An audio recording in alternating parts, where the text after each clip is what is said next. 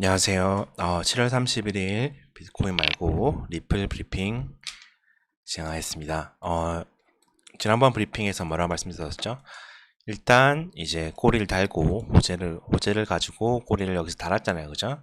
일단 바이낸스 테더 차트로 먼저 설명드리고 이제 업비트 차트로도 설명드리겠습니다.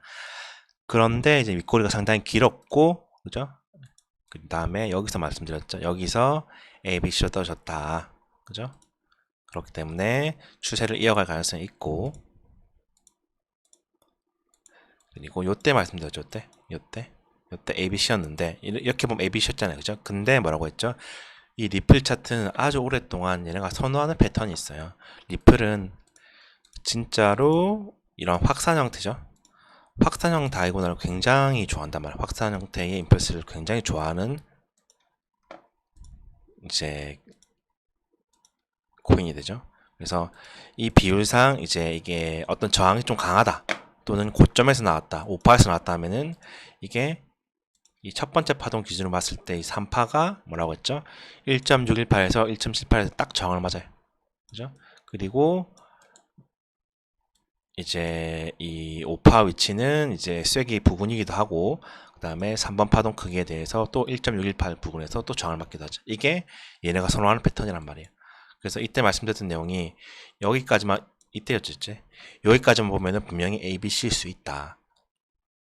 근데 파동의 개수가 하나, 둘, 세 개밖에 안 나왔다.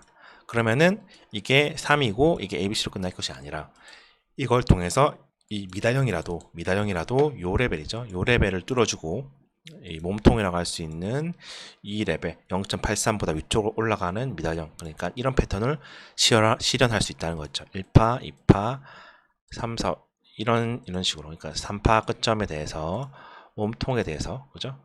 이 꼬리를 길게 달았기 때문에 이런 패턴의 가능성이 있는 거예요. 그리고 이렇게 떨어진 상태에서, 그죠? 이렇게 떨어진 상태에서 여기서 이제 이런 구조까지 나온 거예요. 맞죠? 근데 여기서 요게 ABC로 볼 수도 있겠지만은 이 비율 자체가, 비율 보시면 아시겠지만은 여기서 이 비율이 뭐라고 했죠? 얘네가 선호한 패턴 중에 하나가 1.618에서 1.78까지 가버린 거야. 이러면은, 그리고 되돌림 줬을 때 끝점이라 할 수 있는 여기죠. 요 포인트를 안 깨죠. 그러면은 이 패턴은 이렇게 해서 올라가는, 그죠? 요런 식으로의 구조를 한번 몸통만 보면 이런 식이죠. 정말 꼬리로 하시면 이렇게 되고, 이제 몸통과 몸통을 연결하면 이제 이런 식의 패턴이 되겠죠. 이런 패턴. 이런 식으로 해서 갈 수 있는 패턴이다. 그리고 이제 3번 파동 크기 대비했을 때 1.618 부분. 이제 보면은 이제 이 언저리가 이 레벨을 돌파하고, 맞죠? 그 다음에 이 언저리가 제일 중요한 저항이 될 수 있다. 근데 몸통으로 봤을 때는, 그죠? 여기를 뚫었죠. 그러면 이게 3, 4, 5 이런 식으로 가능한 거죠. 그래서 이때 말씀드린 내용은 이거는 이 시가 레벨을 돌파할 때까지 가져가 볼 수 있는 롱 자리가 될 수 있다. 이렇게 말씀드렸죠. 그리고 숏 자리에 대해서는 미달형을 생각한다면 이제 이 1.618 부분, 여기죠. 여기랑 세개 상단이니까 이 언저리에서 이제 롱 가지고 있는 롱은 정리하고 숏에 대한 생각을 해볼 수 있는 자리라고 볼 수 있다라고 말씀드렸죠. 그리고 나서 이제 이 트렌드 라인이 깨지면서 조정이 접어든 거죠. 그러면 제가 생각할 때는 한 단위가 끝나고 이제 기간 조정으로 이어지는, 여기가 3, 4, 5로 끝났다고 생각을 해요. 그래서 이게 샵하게 올라갔기 때문에 옆으로 길게 빠지는 조정이라고 제가 생각하거든요. 조금 더 떨어지더라도 이게 아마 요 단계 수준에서 ABC로 끝날 수도 있고, 그죠? 여기서 이렇게 해서 저는 한번 살짝 더 빠질 수 있는데 이런 식으로 어쨌든 다시 올라가는 흐름으로 올라갈 거라고 생각을 합니다. 그리고 리플에 대해서 좀 차트를 보면은 이제 리플도 또 미달형도 굉장히 좋아한단 말이에요. 리플이 보시면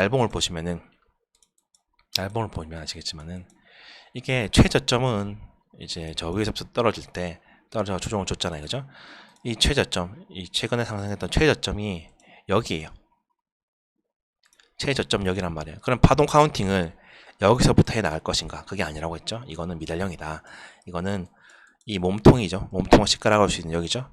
이 몸통의 시가를 여기서 이탈했기 때문에 파동의 출발점은 저는 여기라 생각해요. 파동 상승의 최저점이 아니라 승의 출발점은, 전 카운팅은 여기서부터 하는 게 아니라 여기서부터 한다고 생각을 해요. 여기서부터 출발돼. 그래서 여기서 저는 이제 임펄스가 떴다 보거든요. 여기서 이렇게 임펄스를 가지고 올라가는 파동이 나왔다. 이렇게 생각합니다. 이 파동은 반등 파동 WXY로 이렇게 반등을 이뤄낸 것이고, 그 다음에 여기서 마지막으로 이제 임펄스로 1, 2, 3, 4, 5를 찍은 거죠. 파동상으로 찍으면 종결 임펄스 C파 끝점이 여기가 되는 거예요. 파동의 출발 최저점은 여기지만은, 이런 경우 이제 어렵게 난이도를 높이면 이렇게 나오죠. 최저점은 여기지만은 파동 카운팅의 출발점은 여긴 거죠. 바닥에서 이거 ABC로 올라갔다 이렇게 해석하는 게 아니라 여기서부터 해서 여기가 최저점에서 이렇게 출발하는 거로 해석을 해야 되는 거죠. 이런 식으로. 그래서 이제 이 레벨을 깨려올 것이라 생각했지만, 저는 이게 또 확산 비슷한 모양으로 올라가서 여기서 확산선에서 저항을 맞은 거예요. 여기서 맞잖아요, 그죠? 이 선 언저리도 저항을 맞은 거란 말이에요. 맞죠? 그러면 이제 일반적인 이게 확산형 다이고날이 맞다면은, 확산형 다이고날 형태를 가지고 있고 비율상으로 따지면은 이제 나쁘지 않은데 훨씬 더 크게 올라왔죠. 그래서 저는 이게 확산 형태가 만약에 맞다면은 이거는 이제 이걸 깨로 내려오는 거고, 맞죠? 깨고 나서부터 매수를 받으면 돼요. 깨고 나서 제가 생각할 때는 이제 요 정도 여기 스탑을 깨고 아마 요 언저리에서 만약에 떨어진다면은 꼭 매수를 받아야 돼요. 이게 올라가는 파동에 대한 1파가 되고 떨어지면 2파가 되기 때문에 그 다음에는 이 파동에 1.618 이상으로 무조건 올라간단 말이에요. 그러면 이 파동은 최소한 이 고점을 시도하러 올라가는 이런 빔이 나올 수밖에 없다는 거죠. 이런 식으로. 그러면 리플은 저는 바닥을 찍었다고 생각할 수 있는 거죠. 무슨 말이냐면은, 어떤 이제 이게 만약에 지금 여긴 이때가 바닥이 뻔했죠. 바닥이 최저점이 있고 요 레벨에서 확산 형태의 어떤 한 단위 어떤 임펄스가 종결이 되었으면은 이제 메인 트렌드 라인이라고 할 수 있는 1, 2, 3, 4 이렇게 올랐으면은 요 레벨이죠. 요 레벨을 깨는 굉장히 큰 조정이 나와요. 근데 중간에 한번 튀어오르긴 하지만은 이 추가 상승분 마지막 파동의 출발점 깨지만은 최저점 안 깨는 이 트렌드 라인을 깨는 파동이 이게 2파가 되는 거예요. 그 다음부터 뭐죠? 이것보다 더 크게 파동이 올라가는 거예요. 이렇게 이런 파동이 나온다. 그러니까 훨씬 더 지금 올라간 것보다 훨씬 더 큰 파동, 이거 2.618 이상이 될 건데 으로 올라갈 수 있다는 거예요. 리플은 단지 지금 조정의 흐름이 왔다는 거예요. 이런 식으로. 그러면 2.618까지 간다고 치면은 이 파동에 대해서 2.618 이상 가면은 이거는 심지어 여기까지 2.618이면 이런 식으로 올라 최고점 찍을 수 있다는 거예요. 물량을 매집 다 하고. 그 말은 이게 1파가 되고 이게 2파가 되고 이제 3파 이렇게 올라가는 이런 과정이 나올 수 있다는 거죠. 이해하시겠죠? 그래서 리플은 굉장히 장기적으로 전 좋다고 생각을 해요. 물량을 정말 많이 모았어요. 정말 많이. 여기서 이미 한번 모았고 엄청나게 많이 물량 모았고 저점 찍히면서 여기 또 한 번 더 모았단 말이에요. 그죠? 그래서 저는 이것보다 더 위에까지 올라갈 거라 생각을 합니다. 이해하시겠죠? 그리고 출발점이 이게 양봉으로 끝나면은 굉장히 좀 장기적으로 봤을 때 괜찮은 거예요. 그죠? 그래서 리플의 경우에는 아마 선물은 이제 좀 생각을 해야 되겠지만은 현물로 그냥 떨어질 때마다 롱을 모으시는 분들이 굉장히 많을 거예요. 저는 괜찮은 방법이라고 생각을 해요. 현물 입장에서 리플은 굉장히 좋다라고 생각을 해요. 이제 업비트 차트를 보면은 우리가 이제 최악의 어떤 조정 시나리오가 생각한다고 해도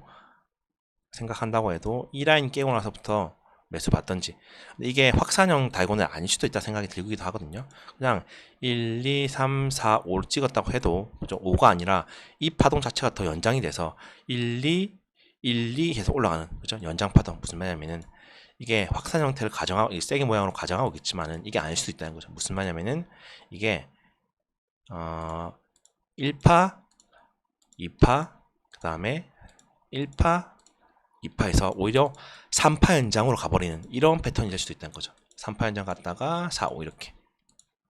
그렇기 때문에 이 선을 깨지 않을 수도 있다는 거예요. 안 깨고 조정을 최대한 준다는 것이 지금 아마 준다고 해도 요 매물대죠. 이 매물대 왔을 때 매수가 굉장히 많이 들고 여기 한 파동 더 빠지면 다 매수 빠질 거예요. 그래서 꼭 한 파동이라도 더 빠지게 된다면은 리플은 현물로 모아 가볼 만하다. 저는 이렇게 생각합니다. 왜냐면은 파동의 출발점이 여기가 아니라 여기이기 때문에 여기서부터 임펄스를 가지고 바닥에서 올라왔기 때문에 그거는 무조건 올라가는 파동이 될 수밖에 없다는 거죠. ABC로 끝난 것도 아니기 때문에. 이해하시겠죠? 그래서 리플은 이제부터 뭐 추가하러 갈 때마다 천천히 한번 모아 보시면은 제가 생각할 때는 무조건 이거는 계속 올라가는 패턴으로 우상향 하지 않을까 이렇게 생각하고 있습니다. 리플은 굉장히 좋은 흐름이다. 이렇게 보시면 될 것 같습니다. 그리고 우리 비케도 한번 볼까요? 비케도 지금 한 번씩 튀어오르긴 한데 제가 예전에 한번 말씀드렸지만은 그 지금 최근에 이제 어떤 대장주라고 할 수 있는 비트코인의 움직임에 영향을 주는 것들이 비트코인 캐시하고 리플이에요. 얘네들이 지금 굉장히 영향을 많이 주고 있단 말이에요. 그래서 BK 움직임을 좀 잘 봐주는 게 중요해요. BK도 저는 바닥을 찍었다고 생각합니다. BK도 마찬가지로 바닥을 찍었다라고 생각합니다. BK의 경우는 이제 바닥이 여기죠. 바닥 여기서 임펄스 형태로 이렇게 다이고날로 만들어냈고, 그다음에 조정 패턴으로 이렇게 했을 때 A, B, C 이렇게 보면 되겠죠. 이렇게 해서 조정을 줬고 1파고 2파고 그죠? 파동이 아직 한참 더 남았어요. 이게 3파 연장으로 간다고 해도 지금 파동 뭐예요? 조정 파동 3파. 무조건 한 번 더 올라가요. 이건 미달령이 되려고 하기에도 저는 이제 저항이 좀 남아있다. 저항이 좀 약하다. 근데 지난번 말씀드렸던 내용이 뭐였냐면은 요때 말씀드렸죠.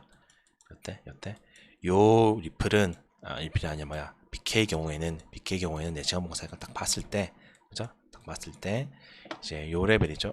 일봉을 볼까요?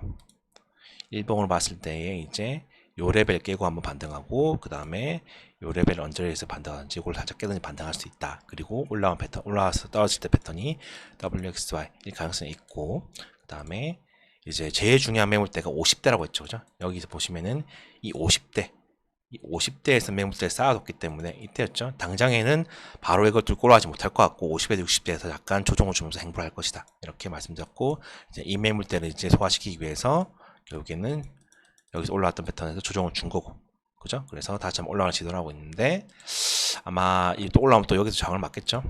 근데 제가 생각할 때는 기술적인 저항을 그치고 추가적으로 올라가지 않을까 생각을 해요. 한번 저항이 나오긴 나올 거라 생각을 해요. 그래서 BK라든지 리플의 상황을 본다면은 비트도 살짝 한번 튀어오를 수 있는 시도를 할 수 있을 것이다. 근데 아마 리플이나 BK 올라가는 거에 비해서는 비트는 그렇게 많이 올라가지 않을 거라 생각을 해요. 그리고 이제 그러니까 영향을 계속 보면서 이제 좀 상대적으로 이제 1세대 대장주라고 할 수 있는 BK라든지 리플이라든지 이런 애들을 차트를 계속 보면서 비트코인을 매매해야 돼요. 순수하게 비트코인만 보면 굉장히 어려워요. 왜냐면은 위아래 물량을 쌓아두고 계속해서 ABC로만 움직이고 있기 때문에 이런 이제 코인들 BK라든지 리플의 영향을 보면서 BK가 올라갈 것 같다. 그러면 박스 안에서도 비트는 올라가요. 리플이 올라갈 것 같다. 그럼 비트도 올라가요. 이게 요즘 트렌드예요. 영향력을 발휘하는 메인 트렌드들이 있기 때문에 이제 BK도 현물 입장에서 보면은 이제 파동이 한 번 훨씬 더 남았어요. 3파 연장을 올라가고 있는 과정이기 때문에 이것도 떨어질 때마다 롱을 모으면 돼요. BK도 나쁘지 않다. BK도 어쨌든 나쁘지 않다. 근데 어쨌든 이제 박스라고 할 수 있는 라인에 걸려있기 때문에 굉장히 샤프하게 갔기 때문에 이제 여기서 뭐 무한 상승한다기보다는 이제 좀 횡보를 해주는 모습을 보여줄 거라고 생각을 해요. BK의 경우에는 리플과 달리 이해하시겠죠? 그리고 근데 이제 이 리플이 아니라 BK의 경우에는 조금 차트가 리플하고는 좀 다르다고 생각을 해요. 리플과 다르게 저점이 한번 깨졌었기 때문에 저는 이 고점은 뚫을 수 있다고 생각을 못하고 올라가도 여기도 못 들어오고 생각하고 올라가봤자 아마 이 정도 수준이 되지 않을까 생각을 해요. 이런 식으로. 그래서 장투하기에는 그렇게 좋지 않을 것 같고 한 많이 올라가도 400 후반대 여기서 끝나지 않을까 생각을 합니다. 그래서 리플은 계속 우상향의 가능성이 있지만은 리플은 우상향으로 이제 원화